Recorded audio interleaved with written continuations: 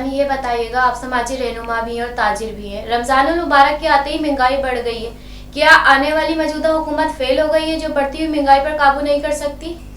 نہیں خیر بیٹا، ایسی بات نہیں ہے کہ اللہ رحم کرے کہ آنے والی حکومت جو نا فیل ہو گئی ہے.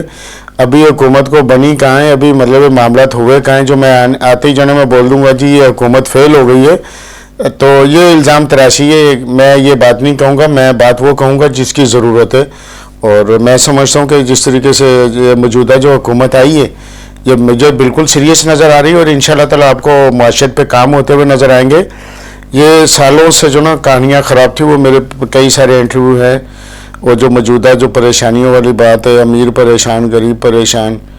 تو وہ تبدیلی کے کہانیاں ساری امیر پریشان غریب پریشان، تو یہ بنیادی جو نا یہ پرانی رکھی ہوئی ہیں، یہ 2018 کے بعد رکھی گئی ہیں بیٹا یہ بنیادیں. اور انشاءاللہ یہ اللہ نے چاہا تو یہ عوام اور حکومت اور ادارے سارے مل کے جب معیشت کے اوپر کام کریں گے تو دلدل میں پھنسی ہوئی قوم ہے انشاءاللہ نکل جائے گی. کیا موجودہ حکومت اس بڑھتی ہوئی مہنگائی پر کنٹرول کر سکتی ہے؟ انشاءاللہ بڑی امید ہے اور مطلب ہے کہ ظاہر آنے والے وقت میں بالکل کرے گی. ابھی تو جمعہ 8 دن ہوئے ان کو، تو ابھی مسائل پاکستان پہ کام کرنا ہے، تو یہ تو کوئی بہت بڑا مسئلہ نہیں ہے. اس میں کافی لمبی بات کر لوں گا لیکن بات لمبی ہو جائے گی. تو انشاءاللہ یہ کام کرے گی حکومت اور یہ کر رہی ہے. اور اس کے لیے میں صرف عوام سے یہ ضرور گزارش کروں گا کہ عوام سے بات کر رہا ہوں، پاکستان کے لوگوں سے بات کر رہا ہوں جو پاکستان کی بھلائی چاہتے ہیں. ادارے اور حکومت ایک پیج پر آ کے فیصلے نہیں کرتی تو جب تک یہ دلدل میں جو پھنسی ہوئی عوام ہے، دلدل میں مسائل پاکستان ہے، نہیں نکل سکتے. اور جو اس وقت بجائے پاکستان کو دلدل سے باہر نکالنے کے اور اس کو پھنسانے والے کام کرے گا یا دنیا میں بدنامی کرے گا، میں قوم کو یہ بات کہہ دیتا ہوں کہ سمجھ جانا کہ جو ملک میں انتشار پھیلائے گا، جو ملک میں امن کی بات نہیں آنے دے گا، ملک میں جو پسی ہوئی عوام ہے مہنگائی میں اور بے روزگاری کو جو صحیح نہیں کرنے دے گا، وہ یہ قوم جان لے کہ وہ پاکستان کا اولین دشمن اسی کو میں ڈکلیئر کروں گا. یہ آنے والا وقت بتائے گا جو ملک میں انتشار نہیں ہونے، جو انتشار جو پیدا کرے گا، جو ملک میں امن نہیں ہونے دے گا، اور سمجھ لے قوم جان لے کہ وہ پاکستان کی قوم کا سب سے بڑا دشمن وہی ہوگا.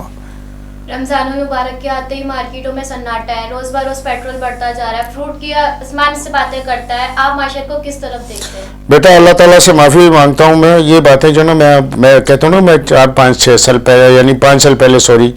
2018 کے بعد یا 19 کے شروع میں مطلب یہ باتیں بولنا شروع کری تھی.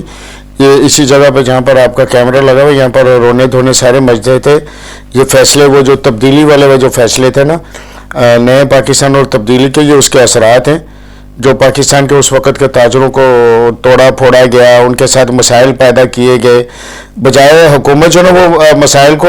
ابھی میں موجودہ حکومت کے لیے بھی یہ میں گزارش کروں گا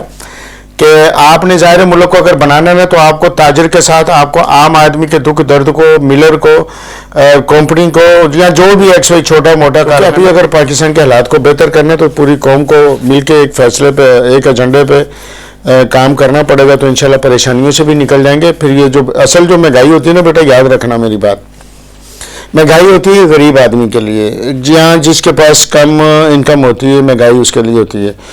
اور اگر کاروبار سب کے چلتے ہو نا تو پھر میرا بیٹا جیب میں جب آپ کی ایک رننگ چلتی ہے نا، جب آپ کے پاس پیسہ آتا ہے تو پھر مہنگائی نہیں ہوتی. یہ بہت بڑا سچ ہے جس کو ہم شاید اجاگر نہیں کرتے. یہ جو حکومت کے ادارے ہیں، یہ جو تاجر ہے وہ اس چیز کو بہت اچھے طریقے سے سمجھتے ہیں کہ ہم نے کیا کرنا ہے کیا نہیں کرنا. لیکن کاروبار جو نا اسی چیز کا نام ہے کہ لین دین ہی ہے. آپ کا کاروبار ہے کہ آپ ایکسپورٹ کرو بھی، آپ امپورٹ بھی کرو. ظاہر ہے جب آپ نے دنیا داری کے ساتھ چلنا تو یہ دونوں کام آپ کو کرنے پڑیں گے. اگر ہم یہ بولیں کہ جی نہیں ہم نے تو اپنا امپورٹ نہیں کرنا، ہم نے ایکسپورٹ کرنی، تو پھر ہمارے اندر اتنی صلاحیت بھی ہونی چاہیے. یہ بہت بڑے مسئلے ہیں. یہ کوئی صرف خالی کہہ دینے سے میں یوں نہیں بول دوں گا کہ جی نیا پاکستان اور تبدیلی اور ریاست مدینہ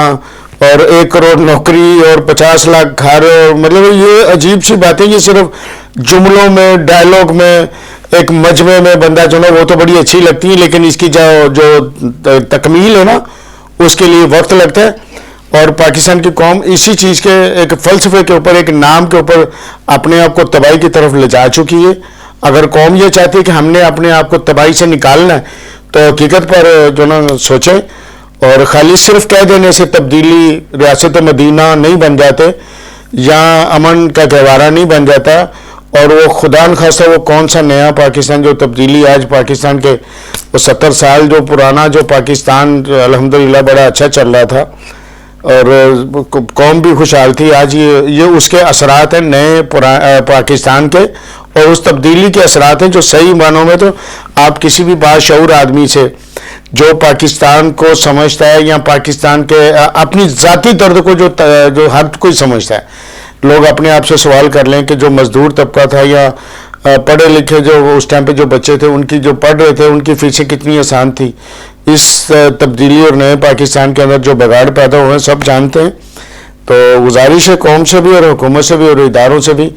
کہ اگر اپنے آپ کو قوم نے اور اس دلدل سے باہر نکالنا ہے تو ایک مطلب ہے کہ پوری قوم کو، تاجر کو، صنعت کار کو، اداروں کو، حکومت کو، سیاست کو، جب آپ ایک ساتھ یکجاں ایک فیصلہ کریں گے تو انشاءاللہ تعالیٰ IMF سے بھی معاملے طے ہو سکتے ہیں۔ یہ بہت بڑا سچ ہے۔ ایک پیج پر آپ جب آئیں گے، پاکستان دلدل میں جا چکا ہے، عوام سے گزارش ہے کہ انتشار کا ساتھ نہ دیں، انتشار نہ پھیلائیں، اور مایوسی تو دیکھیں کفر ہے۔ تو ویسے تو حالات تو یہی ہیں کہ یہ جو میں تو اللہ کا شکر ہے اللہ نے کبھی مایوس نہیں، اور اللہ نہ کرے کبھی مایوس اللہ تعالیٰ ہونے دے۔ تو یہ باتیں تو ہم پہلے جو دیکھتے تھے کہ یہ حالات پیدا ہو جائیں گے بیٹا، اس کے لیے تو ہمارے رونے دھونے یہ جو صدقات دینے اس کا مقصد یہی ہوتے تھے میرے، کہ ان حالاتوں کو جب وہ اس ٹائم پہ نظر آتے تھے تو بڑی تکلیف ہوتی تھی جب مجھے لوگوں نے پاگل کہا تھا، کیونکہ یہ جو وہ بیج بوئے ہوئے نا وہ نئے پاکستان اور تبدیلی کے، یہ اس کے اثرات ہیں